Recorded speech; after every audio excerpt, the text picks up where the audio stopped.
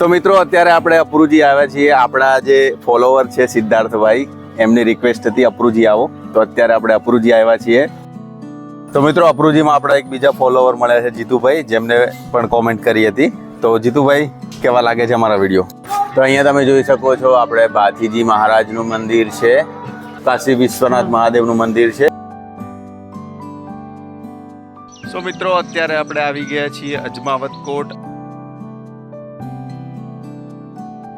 મિત્રો અત્યારે આપણે આવી ગયા છીએ રામાધાણીના મંદિરે, જે વાઘાવતમાં આવેલું છે. તો મિત્રો આપણે વાઘાવત રામાધાણીના મંદિરે આપણા ઘણા બધા ફોલોવર્સ મળ્યા છે. મિત્રો શું કહેશો, આપણા વિડીયો કેવા છે?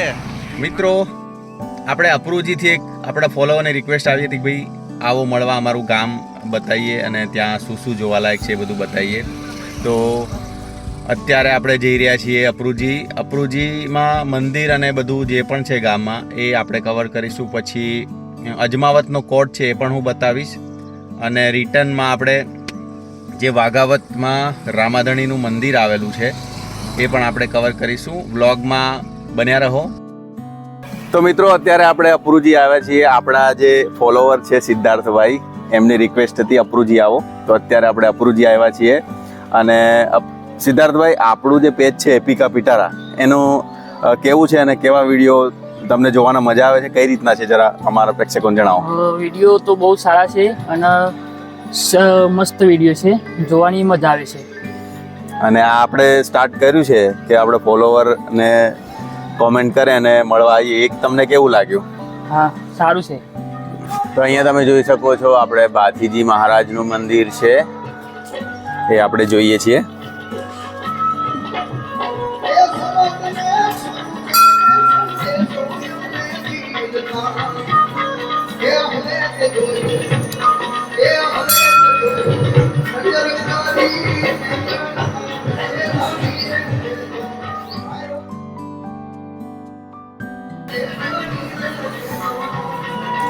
અને સિદ્ધાર્થભાઈ, આ મંદિર કેટલું જૂનું હશે? આ મંદિર તો બહુ જૂનું છે. બહુ જૂનું છે, બરોબર છે, સરસ. હવે આ બાજુ આ કયું મંદિર છે? હા, બહુચર માતાનું મંદિર છે. તો મિત્રો આ છે બહુચર માતાનું મંદિર, એમના પણ આપણે કરીએ દર્શન.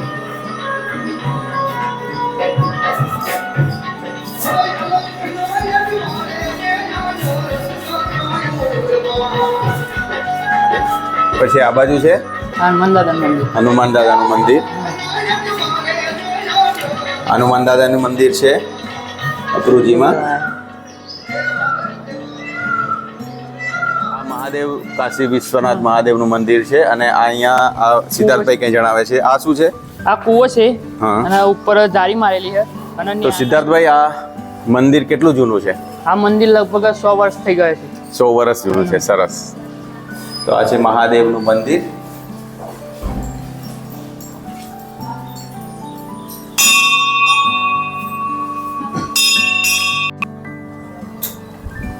તો મિત્રો આ છે અપરુજીમાં ખોડિયાર માનું મંદિર.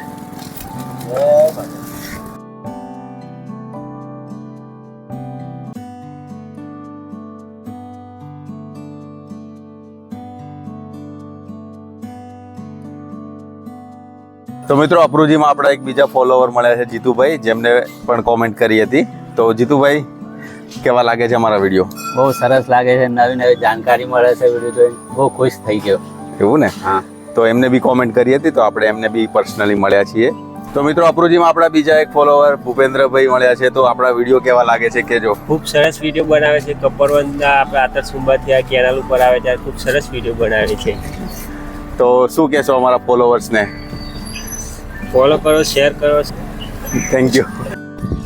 આ મિત્રો એક બીજું ખોડિયારમાંનું મંદિર છે, જે બહિયલ વાઘાવતના મેન જે રોડ ઉપર આવેલું છે, તો એ પણ જોઈ.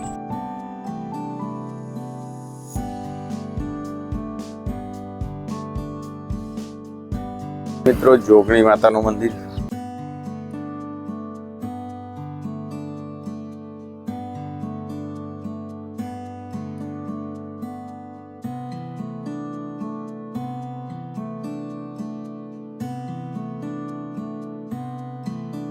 આ છે મિત્રો બળિયાદેવ મહારાજનું મંદિર.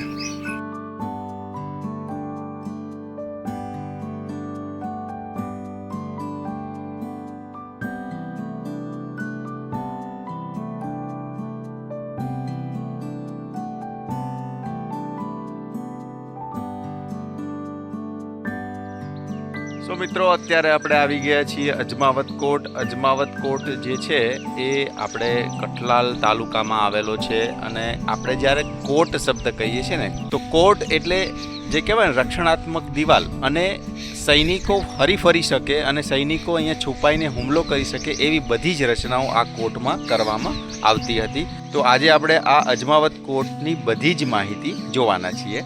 તો મિત્રો તમે જોઈ શકો છો કે એક મોટો ગેટ, મેઇન ગેટ અહીંયા વચમાં છે અજમાવત કોટની અંદર. અને આ સાઈડમાં તમે જોશો તો અહીંયા બુરજો બનાવવામાં આવેલી છે, જે મોટી મોટી તોપો અને જે આખા કિલ્લાનું સ્ટ્રક્ચર છે ને એ જોડીને રાખતી હતી. અને આ બંને બાજુ તમે એ જોઈ શકો છો. તો હવે આપણે જઈએ અંદર મિત્રો તમે જેવા ગેટમાં એન્ટર થશો તો એન્ટર થયાની અંદર એકદમ બાજુમાં આ જુઓ દેખાય છે જે જગ્યા, જે હાથી અને ઘોડા બાંધવા માટેની જગ્યા છે, જેને અસ્તબલ કહેવામાં આવે છે, જે બંને બાજુ છે. જુઓ અહીંયા માનવામાં આવે છે કે હાથી અને ઘોડા બાંધવામાં આવતા હતા, જેને અસ્તબલ કહેવામાં આવે છે. આ કોણે બંધાવ્યો હતો એ કોઈ ચોક્કસ પુરાવા આપણી જોડે નથી, પણ લોકવાયકા અને ઐતિહાસિક પુરાવા મુજબ આ કિલ્લાનું મૂળ નિર્માણ 14મી-15મી સદીમાં ગોહિલ વંશના રાજપૂતો દ્વારા કરવામાં આવ્યું હતું. લડાયક અને વિવાદાત્મક દ્રષ્ટિએ વાત્રક નદીના કિનારે આ એક મજબૂત ચોકી સમાન હતો. તો આ દિવાલો ઉપર, કોટની દિવાલો ઉપર તમે જોઈ શકો છો આ રીતના ત્રાંસા, બહારની સાઈડ નીચે એ રીતના ત્રાંસા હોલ કરેલા છે, જેનાથી સૈનિકો અંદરથી બહાર હુમલો કરી શકે એના માટે. તો આ રીતની પણ વ્યવસ્થા કરવામાં આવી હતી, આપણે જોઈ શકો છો અહીંયા.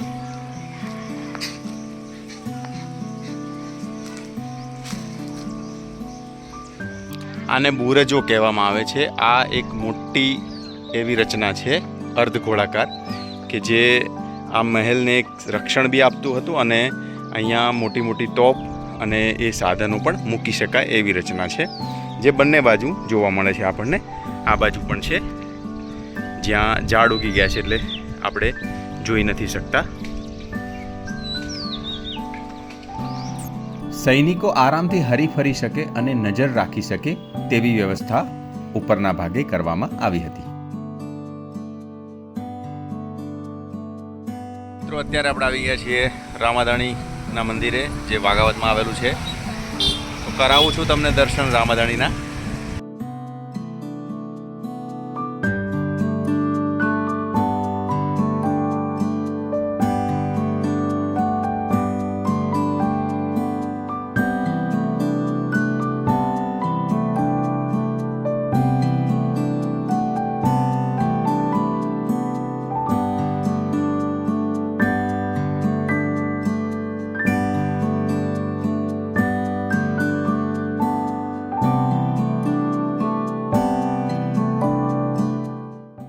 અને મિત્રો આ મંદિરની ખાસિયત જુઓ, આ વાઘાવતની સીમમાં આવેલું છે, મતલબ કે આજુબાજુ તમે જુઓ હરિયાળી જ છે, ખેતરો જ છે, અને એના વચ્ચે આવેલું છે આ મંદિર.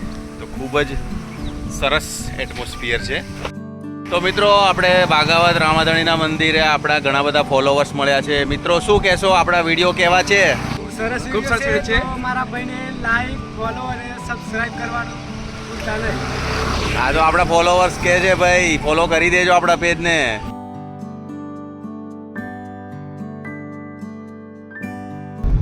તો મિત્રો આજનો બ્લોગ આપણો એકદમ સક્સેસફુલ રહ્યો છે. જે પ્રમાણેની વાત આપણે વિચારી હતી એ બધું જ કવર થયું છે, સક્સેસફુલી કવર થયું છે. સારા વિડીયોઝ મળ્યા છે, બધું જ સારું રહ્યું છે. આપણા એક્સપેક્ટેશન કરતાં પણ આ બ્લોગ ખૂબ જ સુંદર બન્યો છે. તો આવા ઇન્ટરેસ્ટિંગ વ્લોગ જોવા માટે આપણું જે ઇન્સ્ટા પેજ છે એને પણ ફોલો કરી દો, અને ફૂલ વ્લોગ જોવા માટે આપણી યુટ્યુબ ચેનલ એપિકા પિટારાને સબસ્ક્રાઈબ કરી દેજો, જેની લિંક તમને બાયોમાં મળી જશે. ધન્યવાદ.